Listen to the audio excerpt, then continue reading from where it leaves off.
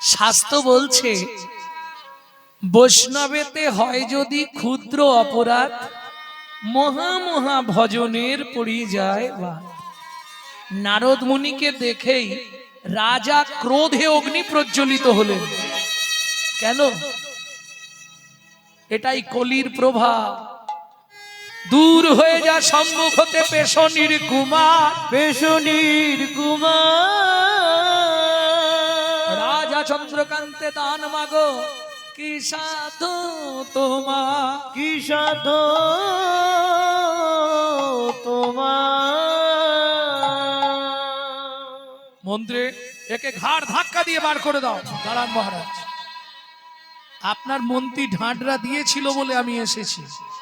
দেবেন না ভালো মুখে বলে দেবেন, কিন্তু এই নয় আমাকে অপমান করবেন।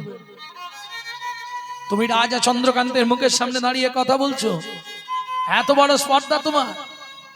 শুনুন মহারাজ, আমি চলে যাচ্ছি, তবে যাবার আগে একটা কথা বলে যাই। সারাদিন যে পুণ্য করলেন, এই পুণ্যটা পাপে পরিণত হয়ে গেল। শুধু তাই নয়, আর একটা কথা আপনাকে বলে যাই, যে মহাপাপ আজকে আপনি আমার সঙ্গে করলেন, যে চণ্ডালের মতো ব্যবহার আপনি আমার সঙ্গে করলেন, আগত জন্মে আপনাকে নিঃশ্বাস খুলে চণ্ডালের ঘরে জন্ম নিতে হবে। ও মায়েরা, নারী পারে বাঁচাতে আর নারী পারে মারতে।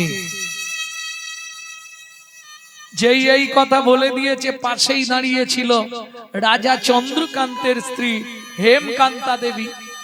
ছুটে গিয়ে দেখলো একটাই পথ, ছুটে গিয়ে নারদ মুনির চরণে আছাড় খেয়ে পড়ল।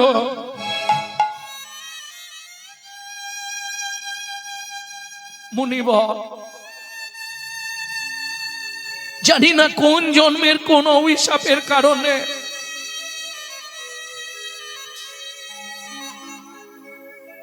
মহাপাপ ফল ভোগ করছি। মুনিবর,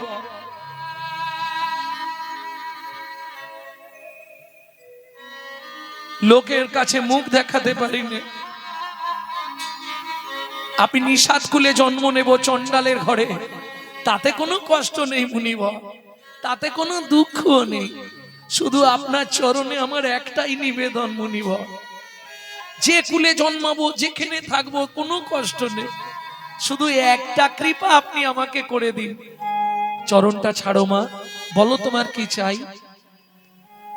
আহা, যখনই বলেছে কি চাই, চোখ থেকে টপ টপ করে জল নারদ মুনির চরণে পড়ছে। হেমকান্তা দেবী রানী হয়েও ভুলে গেল তার অহংকার। ক্ষমাই পরম ধর্ম বৈষ্ণবের আচার। চরণটা ধরে যখনই কেঁদেছে, নারদ মুনি বললে, মা তুমি যা চাইবে আমি তোমায় দেব, নিশ্চয়ই দেব, বলো মা তুমি কি চাও। আঁচলটা পেতে বলছে, মুনিবর এ জন্মে তো হলো না, পর জন্মে যে কুলে জন্মাবো একটি সন্তান পাই যেন মুনি। ও মায়েরা, প্রশ্ন হলো, যিনি অনন্ত কোটি ব্রহ্মাণ্ডের মালিক, তিনি কে? ভগবান, তাই তো? ভ গ বা ন, ছটা গুণের অধিপতি। ঐশ্বর্যস্য, সমগ্রস্য, বীর্যস্য, যশস্য, সি এবং বৈরাগ্য। শুধু ছটা গুণের অধিপতি নয়, যে পাঁচটা বস্তু দ্বারা মানুষ জীবিত, ক্ষিতি, অপ, তেজ, মরুদ, বোম, আপনি বেঁচে আছেন এই পাঁচটার জন্য। ক্ষিতি, অপ, তেজ, মরুদ, বোম, এই পাঁচটা ওই ভগবত শব্দটার মধ্যেই আছে। চারটে অক্ষর কিন্তু পাঁচটা শব্দ জুড়ে আছে। ভ, ভ মানে ভূমি, ভূমি মানে মাটি। গ, গগন, আকাশ। মরুদ, বোম, সবকটা ওই একটা শব্দের মধ্যে পাবেন, কিন্তু এটা বিশেষত্ব। গুণাবলী কি? গুণাবলী হচ্ছে ঐশ্বর্যস্য, সমগ্রস্য, বীর্যস্য, যশস্য, সি এবং বৈরাগ্য। ঐশ্বর্য মানে সারা পৃথিবীর মালিক ঐশ্বর্যবান। সমগ্রস্য, সারা পৃথিবীর মানুষ এক ডাকে চেনে। খুঁজলে পাবেন 2-5টা। যশ, আমাদের পাড়ার 2-3 জন আছে খুব যশবান আছে না, বৈরাগ্যবান। ছোট ছোট বাচ্চারা ভগবান লাভ করেছে বা কৃষ্ণ ভজনের পথে পড়ে আছে, সেটা আপনারা মায়াপুর ইস্কনে গেলে দেখতে পাবেন। বাচ্চা বাচ্চা ছেলেরা হরে কৃষ্ণা করছে, কাজের কাজ করছে ওরা। হ্যাঁ, তারা বিদেশ থেকে এসে আমাদের ধর্ম নিয়ে নাড়াচাড়া মেরে খাচ্ছে। ভালো করে হরে কৃষ্ণ বলতে পারে না, হরে কৃষ্ণা। ভাবুন, আর আমরা কলির এমন চরিত্রহীন সন্তান, নিজের বাপকে ছেড়ে দিয়ে শ্বশুরকে বাপ বলা প্র্যাকটিস করছি। এটাই আমাদের চরিত্র। যদি বলেন কেন, আপনি আপনার ছেলেকে কি শিখাচ্ছেন? তোর জাতি কি হিন্দু শিখেছেন? তোর ধর্ম কি সনাতন ধর্ম শিখেছেন? শেখাননি। আপনি কি শেখালেন? সকালে উঠেই বলবি গুড মর্নিং। হ্যাঁ, বাংলা থেকে বাপ বলা তুলে দিচ্ছে ড্যাড, আর সেই ছেলেই বড় হয়ে বলছে এবার শালা হ্যাঁ। জৈসা গুরু তৈসা চেলা, মাগদা ভেলি তো দেতা ঢেলা। তুমি যেমন তৈরি করবে তেমন হবে, এটা বুঝতে হবে। ভক্তমণ্ডলী, ভক্তিমতী মায়েরা, বিধাতার এটাই সিস্টেম। কিন্তু যিনি অখিল ব্রহ্মাণ্ডের মালিক, তিনি আজকে গিয়ে ফল ভিক্ষা চাইছে। মেনে নেওয়া যাবে কি? কি গো, ভগবানকে ফল আমরা দিই, তোমরা হয়তো দাও মাঝে মধ্যে। ভগবানের কাছে কিছু যাচ্ছে মানে ও কিছু ধান্দায় যাচ্ছে, এটা আমি জানি। হ্যাঁ, মন্দিরে ঢুকছে বা ভগবানের কাছে যাচ্ছে, দুর্গাপুজোর দিন শাড়ি কিনে নিয়ে মাকে পুজো দিতে যাচ্ছে, তার মানে কি ধান্দায় যাচ্ছে। কিসের ধান্দায়? ও শাড়ি দিচ্ছে মানে গুছিয়েছে আসবে। শাড়িটা তো পুজোয় দিয়ে দিল, দেওয়ার পরেই ফুলটা হাতে নিয়ে শুরু করলো, আয়ুর দেহি যশ দেহি ভাগ্যং ভগবতী দেহি মে পুত্রাং দেহি ধনং দেহি। সত্যি না মিথ্যে? আয়ু দাও, যশ দাও, প্রতিষ্ঠা দাও, গাড়ি দাও, বাড়ি দাও, মেয়ের বিয়ে দাও, ছেলের চাকরি করে দাও, স্বামীর দোকানে 4টি খদ্দের ঢুকতে দাও, আর ভগবান তুমি 2টো নকল দানা খাও। হ্যাঁ, এই হলো কলির জীবের ভালোবাসা। আরে তুই যদি ভগবানকে নকল দানা দিস, তোকে জীবনে আসল দানা দেবে? কোটি কোটি টাকা তোকে দেবে, কিন্তু এমন একটা নকল মাল দিয়ে দেবে, বুঝতে পারবি ওই নিয়েই শেষ। এটা জেনে রাখুন, কর্তার কোটি কোটি টাকা থাকে, টোটো ভর্তি করে বাজার করে নিয়ে যায়। খাবার সময় গিয়ে দেখবেন কর্তার মুখ বাংলার 5 শুধু পেঁপে সেদ্ধ ভাত, বাকি সব বাড়ির লোকেরা পোকোয় দই মেরে দিচ্ছে। হ্যাঁ, তুই আমাকে যদি না দিস, আমিও তোকে ভোগ করতে দেবো না। যে যথা মাং প্রপদ্যন্তে স্ত্রাং তথৈব ভজম্মহম। এগুলো বুঝতে হবে। মাংচজ হি অব্যভিচারেণ ভক্তি যোগিনু সেবাতে সগুনাম সমতিতৈতান ব্রহ্ম ভয় কল্পতে। অর্জুন, আমি কিছুতেই খুশি নয়, কিচ্ছু চাইনি। 2 ফোঁটা চোখের জল আর 2টো তুলসী পাতা হলেই আমার অনেক। প্রেম সে বলো চৈতন্য মহাপ্রভু কি জয়। তাহলে বুঝে নেওয়া গেল তো? তাহলে ভগবান তিনি গিয়ে হাত পাচ্ছে। সবসময় একটা জিনিস ভাববেন, ভগবান দিয়ে দেখে কি করে দেখি। মানুষ তুমি ঘুড়ি, মাথায় রেখো লাটাই কিন্তু তার হাতে। যখনই দেখবে কান্নিক কম হয়ে গেছে, অমনি গুটাতে শুরু করবে। হ্যাঁ, এটা বুঝতে হবে। যখনই দেখবে তোমার কান্নিক কমে গেছে, এবার গুটাতে শুরু করবে, না হলেই পাক খাবে। কার কপালে কি লিখেছে যায় না রে বলা, কাউকে দিল অট্টালিকা, কাউকে গাছতলা। কাউকে দিল অট্টালিকা, কাউকে গাছতলা। আস্তে, সবার অট্টালিকা আছে নেই কেন? সবাই তো মানুষ। যেমন কর্ম তেমন ফল, অগভীর তার ভূমিতল।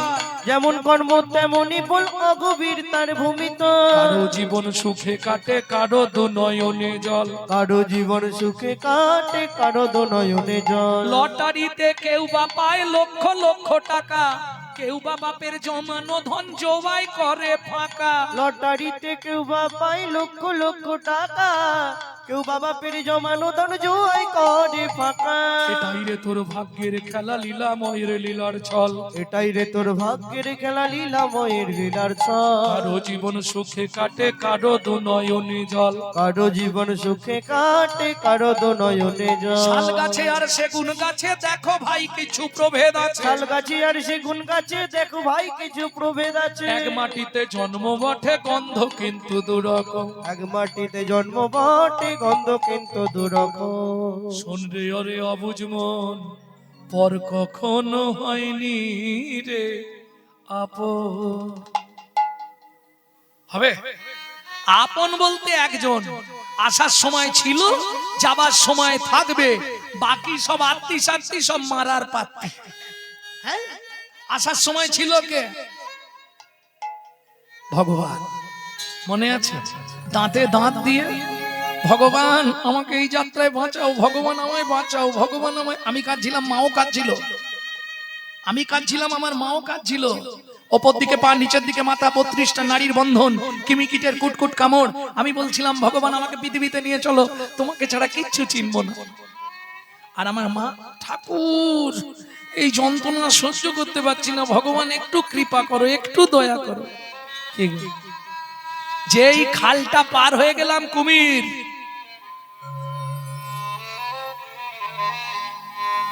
কিন্তু মাথায় রেখো ক্যামেরা চলছে। তুমি যা করছো তাই ধরা পড়বে, এটা বুঝতে হবে। কারণ কলিকাল তো। কে ক্যামেরা কটা আছে পৃথিবীতে? 3টে ক্যামেরা। এই দেখেন ক্যামেরা কতগুলো এনেছে, একটা দুটো একটাই, ওই তো একটা দুটো তিনটে চারটে। ও, ক্যামেরা হচ্ছে পৃথিবীতে 3টে। ভালো করে শুনে নাও, কি কি 3টে ক্যামেরা? একটা আমার বাইরের ছবিটা তুলে ধরা হবে, কি কাপড় পরেছি, কিভাবে কথা বলছি, কিভাবে হাসছি, কি বলছি, তুলে ধরা হচ্ছে। আরেকটা ক্যামেরা আছে যেটা এক্স-রে ক্যামেরা, ওটা ভেতরে কোথায় হাড় ভেঙে গেছে, হাড় সরে গেছে, কোন শিরাটা শিরার উপর উঠে গেছে দেখার জন্য একটা ক্যামেরা। 2টো ক্যামেরা। আরেকটা ক্যামেরা আছে যেটা বিশ্বপিতার সৃষ্টি, সেখানে কারো নজর যায় না, কিন্তু ক্যামেরায় যা হয় সব ছবি উঠে যায়। প্রমাণ নেবেন? বিদর্ভী রাজা, বিদর্ভী রাজা ঘরের মধ্যে খিল দিয়ে তার স্ত্রীর গলা টিপে মেরেছিল। তার একটাই বক্তব্য, আমি যে আমার স্ত্রীকে মেরেছি এটা দেখেছে কে? কেউ তো দেখতে পায় না। প্রমাণ হবে কি করে? চলুন, যেদিন যমরাজ নিয়ে গেল, এত বড় ধার্মিক রাজা, এতখানি ধার্মিক রাজা যে ভোরবেলা উঠে ভগবানের চরণে তুলসী না দিয়ে জল খেত না। কি সেদিন মতিভ্রম হলো, এক চড় দিয়েছে স্ত্রীর গালে, স্ত্রী ছটফট করে মরে গেছে। তবে ঘরে খিল দেওয়া ছিল, কেউ দেখেন। যখন যমের কাছে গেল, বিচার হচ্ছে, এত বড় ধার্মিক রাজা, তাকে যমরাজের দূতেরা তুলে নিয়ে গেছে। হরি বল, হরি বল। বললে আমাকে যমলায় আনা হলো কেন? বললে তুমি তোমার স্ত্রীর গালে চড় মেরেছিলে, স্ত্রী মারা গেছিল, এই অপরাধের জন্য তোমাকে যমের বাড়ি আনা হয়েছে। বললে না, এ মিথ্যে কথা। কে বলেছে আপনাকে আমি আমার স্ত্রীকে চড় মেরেছিলাম? বললে তুমি ওইখানটায় গিয়ে দাঁড়াও, ওইখানে দেখো তোমার কোন হাত দিয়ে চড়টা মেরেছিলে, ছবিটা টাঙানো আছে। চলে গিয়ে যখন দেখছে ওর ঘরের ভেতরে ছবিটাই ওখানে টাঙানো, যমরাজকে প্রণাম করে বলছে, এটা কি করে হলো? যমরাজ বলে, শোনো ভাই, বিশ্বের ক্যামেরাকে চাপা দেয়া বড় কষ্ট। বর্তমান অফিসে প্রচুর ক্যামেরা, কালো কাপড় ঢাকা দিয়ে এদিকের মাল ওদিক হয়ে যাচ্ছে, কিন্তু ভগবানের যে ক্যামেরা লাগানো আছে তাকে চাপা দেবার মতো পৃথিবীতে কোনো কাপড় আজ পর্যন্ত সৃষ্টি হয়নি। তাই গৌর হরি বল। প্রেম সে বলো চৈতন্য মহাপ্রভু কি জয়। তাহলে চলুন, সে কত বড় ভাগ্যবান যার কাছে ভগবান গিয়ে ফল চাইছে। ভাবুন তার কতখানি ভাগ্য। স্বয়ং বিশ্বপতি অখিল ব্রহ্মাণ্ডের মালিক সে গিয়ে বলছে একটা ফল দেবে। কে ওই ভদ্র মহিলা? শুনবো এবার, চলুন শুনে নি। চন্দ্রকান্ত নামে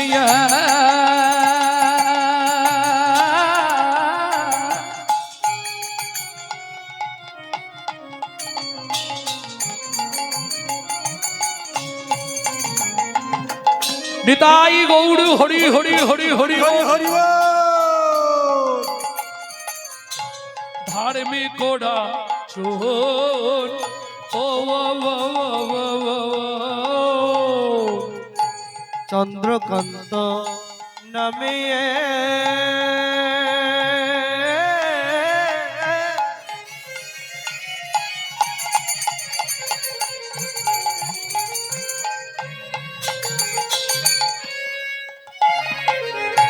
ধার্মিক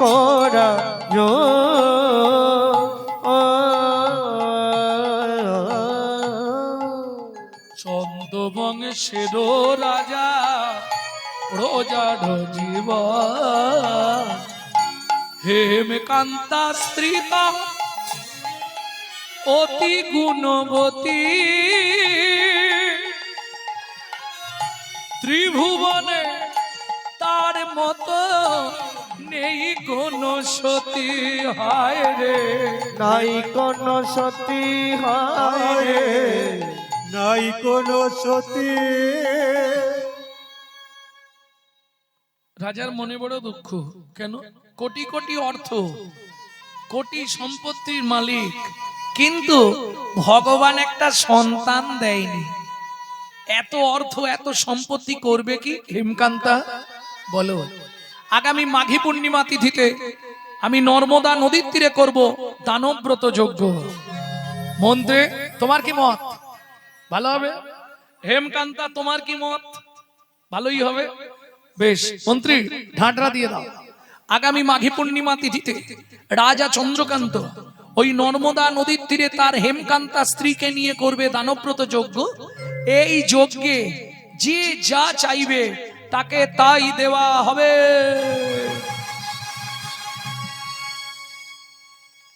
ও মায়েরা, সেই দিন না যে আসতে যে মধ্যবিত্ত ছিল সেও ভিখারি সেজে নিয়েছে। কেন জানে? একটু মোটামুটি হ্যাঁ হ্যাঁ ও মা, এই তো সমাজ কলিযুগের এটাই নিয়ম তো। যার তিনতলা বাড়ি তার বিপিএল, আর যার ঘরে জল পড়ে তার এপিএল। জয় রাধে। আমার ওখানেই আছে। তবে দেখবেন যেদিন মানুষ ভিখারি সাজে সেদিন মানুষের কিন্তু মন ভালো থাকে। যার জন্য এত তিথি থাকতে মহাপ্রভু দোলের দিন জন্মালেন। কেন? কোটিপতি লোক, ওই দিন কোটিপতি লোক সকালবেলা ঘুম থেকে উঠে বললে, গিন্নি কি আমার একটা ছেঁড়া জামা দাও তো, শালা রাস্তায় বেরোলেই সব রং দেবে। মহাপ্রভু বললেন, যেদিন হিন্দু সনাতন ধর্ম অবলম্বীরা ভিখারির সাজে সাজবে সেদিন আমি পৃথিবীতে জন্ম নেব। জন্ম নিয়ে প্রমাণ করে দেব আমি ধনীর ঠাকুর নয়, আমি কাঙালের ঠাকুর। বুঝে নেওয়া গেল? এত তিথি থাকতে মহাপ্রভু ওইটাই বেছে নিলেন। সবাই সেদিন কাঙালের মতো দেখবে, সব রং ভং মেখে ছেঁড়া ছুরি জামা কাপড় পরে, তাই না? হরি বল। মন্ত্রে সব এনেছো তো? যা যা বলেছিলাম ফাঁক দাওনি তো? ফাঁক দাও। মহাধাতা সেজেছে রাজন বুঝে প্রজার মগদাতা সেজেছে রাজন বুঝে প্রজারি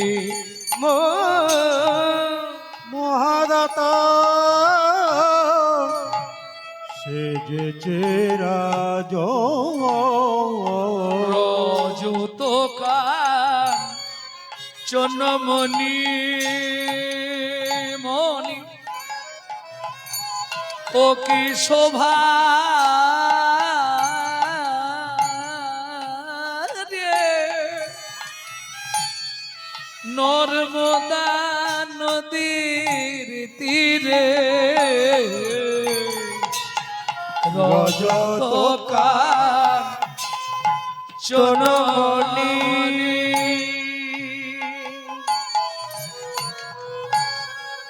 অন্ন বস্ত্র গাভী ভূমি যে যাহা চায় রাজা তারে তা দেয় যে যাহা চায় রাজা তারে তা দেয় সব করিছে দান সেজেছে রাজন বুঝে প্রজারে মহাদাতা সেজেছে বলো রামলাল তুমি কি নেবে ঝিমি গেছো কেন তো ওকে এক বস্তা সোনা দাও মন্ত্রী ওর বইয়ের গয়না করবে তুমি কি নেবে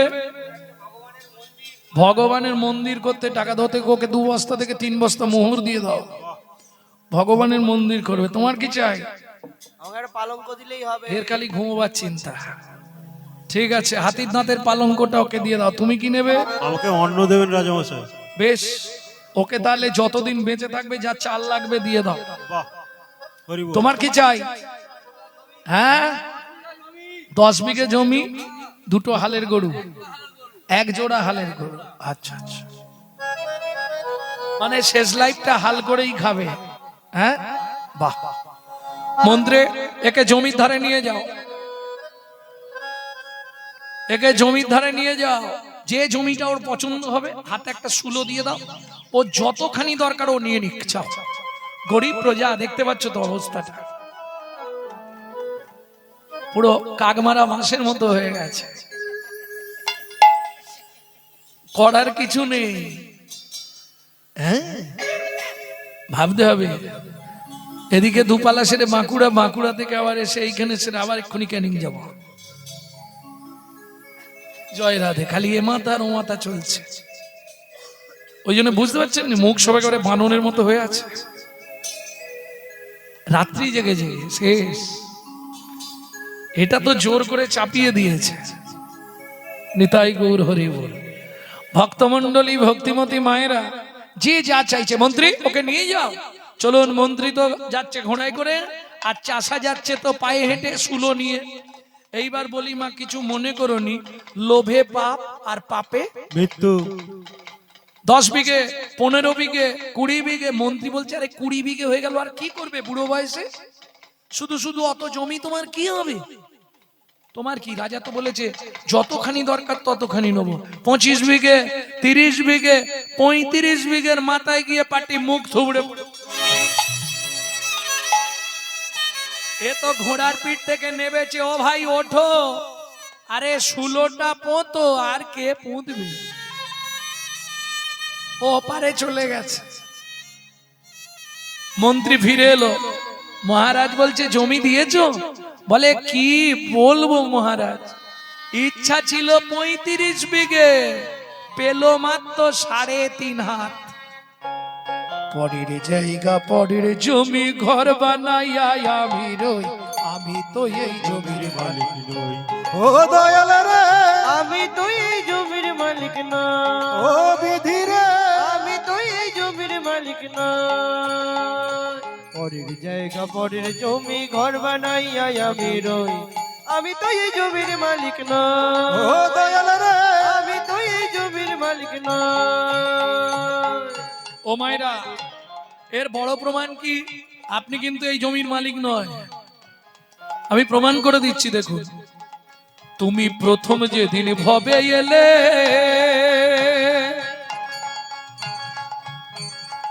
তোমায় দিল নতুন ঘর, ঘরের কথা ভাবতে ভাবতে, ঘরের কথা ভাবতে ভাবতে, ঘরের কথা ভাবতে ভাবতে, ঘরের কথা ভাবতে ভাবতে তোমায় করলাম পর। আস্তে, যে যার ঘরের চিন্তায় বিভোর।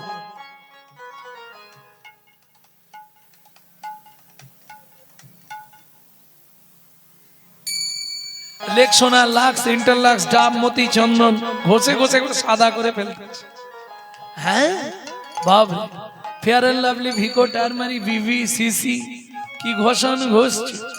এই ঘরের কথা ভাবতে গিয়ে তার কথা চিন্তার হয়। কিন্তু মনে রেখো, তোমার ঘরের চাবিটা কিন্তু তোমার কাছে নেই। কেন? আচ্ছা, তোমার যদি চাবি তোমার কাছে থাকে, তোমার যদি ঘর হয়, তুমি আমাকে বলো তোমার ঘরে দরজা কবে খুলেছিল? কি গো হবে? যদি কেউ বলতে পারেন, দেখুন চেষ্টা করে, তোমার ঘরের দরজাটা কবে খুলেছিল? বলতে পারবেন না। কেন? মায়ের পেটে থাকাকালীন দরজা খুললে তবে বাচ্চা বাইরে আসার জন্য ছটফট করে। দরজা খুলে গভীর রাত্রি, রাত্রি 12টার পর দেখবেন, যারা মা হয়েছে জেনে নেবেন, রাত্রি 12টার পর পেটে লাথি মারা শুরু হয়। তাহলে বুঝে নেওয়া গেল কোন তারিখে ঘরের দরজা খুলেছে, এটা মাও বলতে পারবে না। কবে পৃথিবীতে এসেছি সেটা বলতে পারবে, তাই তো? তাহলে দরজা খোলার ডেট বলা যাবে না। আচ্ছা, ওটা বাদ দিয়ে দিলাম, ভেতরে কি হয়েছে না হয়েছে ইন্টারনাল খবর, বাইরের খবরটা তো বলতে পারবো। কবে দরজাটা বন্ধ হবে? কেন না পারবো না?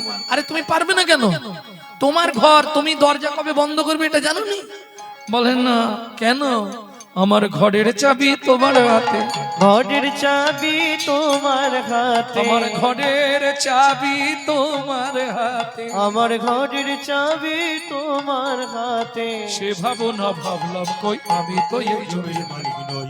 ও দয়াল রে, আমি তো এই জমির মালিক নই। নিতাই গৌর হরি হরি হরি বল। মন্ত্রী সবাই দান পেয়েছে? হ্যাঁ মহারাজ পেয়েছে। গঙ্গা জল আর তুলসী পাতা হাতে নিয়ে আমি এবার দানব্রত যজ্ঞ শেষ করব। মহারাজ, আপনি একবার নিজে জেনে নিন না কেউ বাকি আছে কিনা। যদি কেউ বাকি রয়ে যায় অপরাধ হয়ে যাবে। বেশ, তুলসী পাতা গঙ্গার জল হাতে নিয়েও ফেলেছিল। দানব্রত যজ্ঞ ব্রত শেষ করে নর্মদা নদীতে স্নান করে জলবিন্দু গ্রহণ করবে। কিন্তু মন্ত্রীর কথা শুনে ওগুলো রেখে রাজা জিজ্ঞেস করলেন প্রজাদের মাঝে, প্রজাগণ, সকাল থেকে আজকে যে দানব্রত যজ্ঞ চলছিল, যে যা চেয়েছো সবাইকে তাই দিয়েছি, তবু আমার শেষ জিজ্ঞাসা, আর কেউ কি বাকি আছো? আমি আছি গো রাজ, আমি আছি গো, আমি এখনো বাকি আছি, বাকি আছি, বাকি আছি, বাকি আছি। বাকি আছি। কোথায় তুমি? আসছি মহারাজ, এক্ষুনি আসছি আপনার সামনে। মন্ত্রী, কাউকে দেখতে পাচ্ছ? কে বললো? হ্যাঁ, নকালে নারদ ঋষি দাঁড়ালো সম্মুখে আসি। কালে নারদ ঋষি দাঁড়ালো সম্মুখে আসি, কহিলেন মধুর বচন, কহিলেন মধুর বচন, রাজা আমি এখনো বাকি আছি, আমি এখনো বাকি আছি, তুমি আমায় দান করো রাজা, আমি এখনো বাকি আছি, আমায় দান করো রাজা, আমি দান গ্রহণের অভিলাষী, আমায় দান করো রাজা, দান গ্রহণের অভিলাষী, আমায় দান করো রাজা, আমি এখনো বাকি আছি, আমি এখনো বাকি আছি। ও মায়েরা, 80 মণ দুধে 1 ফোঁটা গোচনা পড়ে গেল। কিরকম? ও মায়েরা, যারা বিক্রি করে তারা জানে কোন জায়গায় মালটা না বালে বিক্রি হবে। এ আপনি আমি বুঝতে পারবো না। ও তো হাঁক দিয়েছে ফল লেহ ডাকে পুন পুন সে হো ফলে লেহো ডাকে পুন পুন সে হো ফল লেহ ডাকে পুন পুন সে হো ফলে লেহো ডাকে পুন পুন সে হো নামাইলো নবাইলো ঝাঁকা নামাইলো ঝাঁকা নবাইলো নন্দের দুয়ারে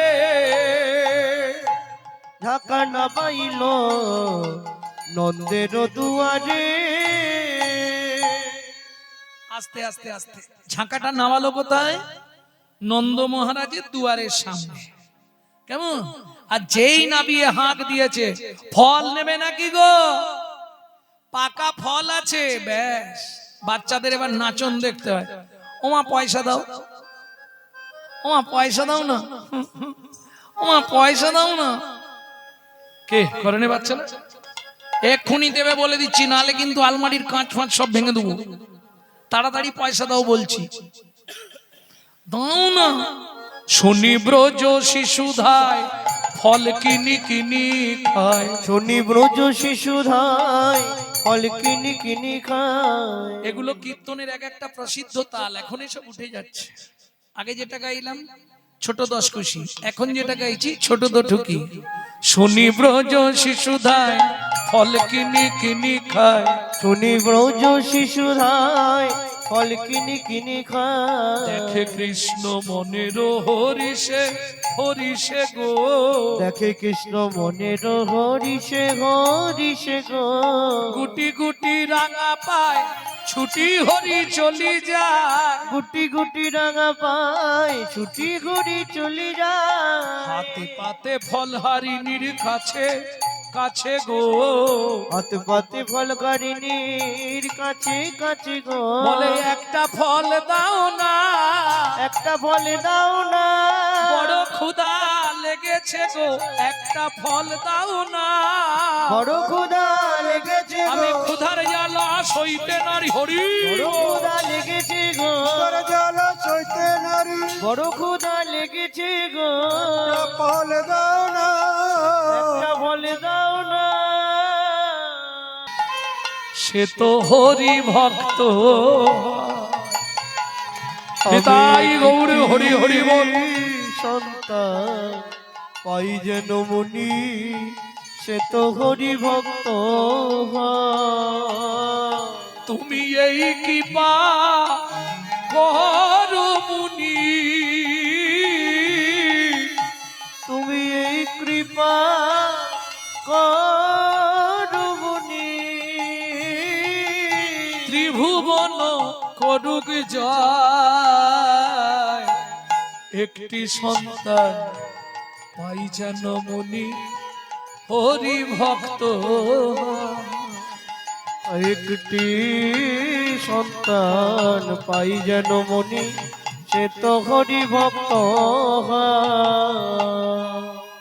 ও মাইরা এত বলি নারদ মুনি করিল গমন করিল গমন রাজা রানী হইল দোহা একতে মরণ একত্রে মর আবার দুজনে গিয়ে জন্ম নিল আবার দুজনে সংসার বাঁধলো তাহলে সত্য যুগে চন্দ্রকান্ত হেমকান্তা তেতা যুগে তারাই একসঙ্গে স্বামী স্ত্রী হলেন সবর সবরী একটা ছেলেও হলো নাম রাখলেন গুহক